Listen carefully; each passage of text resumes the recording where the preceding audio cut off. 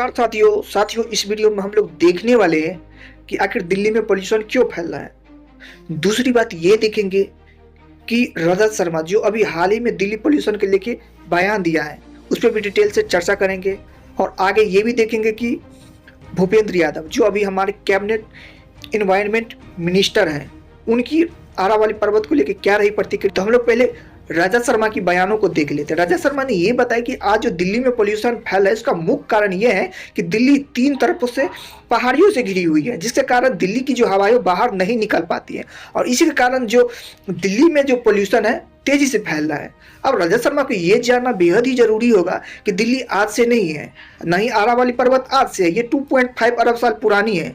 तो दिल्ली में जो पोल्यूशन फैला है ये 15 से 20 सालों में ज़्यादा मात्रा में फैला है। तो आपका ये कहना बहुत ही गलत होगा कि आरावली पर्वत के कारण ही दिल्ली में पोल्यूशन फैला है।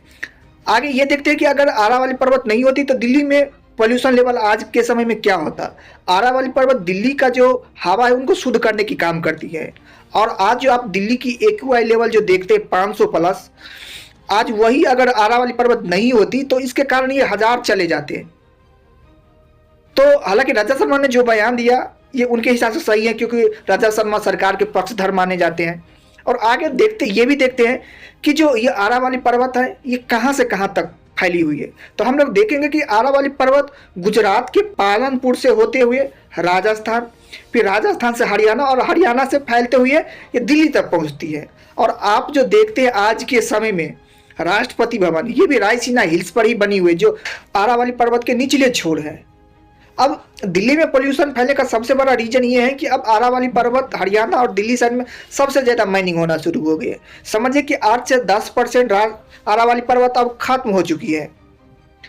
तो इसके कारण क्या होता है कि पेड़ पौधे की कटाई होती है। तो जब पेड़ पौधे की कटाई होगी तो दिल्ली का जो पोल्यूशन लेवल पेड़ पौधा कम करता था अब तो बढ़ेगा ही। और इसके बहुत सारे कारण हो सकते हैं पर जो मेन टॉपिक उस पर डिस्कस कर लेते हैं। दूसरी बात कि आरावली पर्वत जो है अभी साबरमती, लूनी, साहिबी ये कई सारे नदियां देती है आरावली पर्वत। अगर आज ये नहीं होती तो समझिए कि राजस्थान के 80% नदियां सूख गई होती, यहाँ की झीलें सूख गई होती। आरावली पर्वत तो दिल्ली के लिए वरदान है और इस पर कुछ भी बयान दे देना कतई गलत होगा। हम लोग ये देखते हैं कि भूपेंद्र यादव की आखिर क्या रही बयान। तो भूपेंद्र यादव ने यह बताया कि इसमें सबसे बड़ा जो तुल पकड़ाने का मामला तो उसमें कुछ यूट्यूबरों ने इस पर वीडियो बनाया जिसके कारण ये मामला और तेजी से बढ़ी।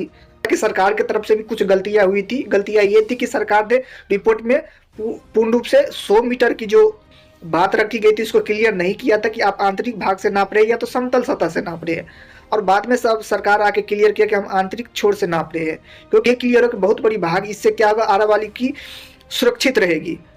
तो अब उतना टेंशन वाली बात नहीं है। अब आरावली की जो मामला थी वो लिपट गई है और ये थैंकफुल हम लोग के लिए अच्छा ही रहा।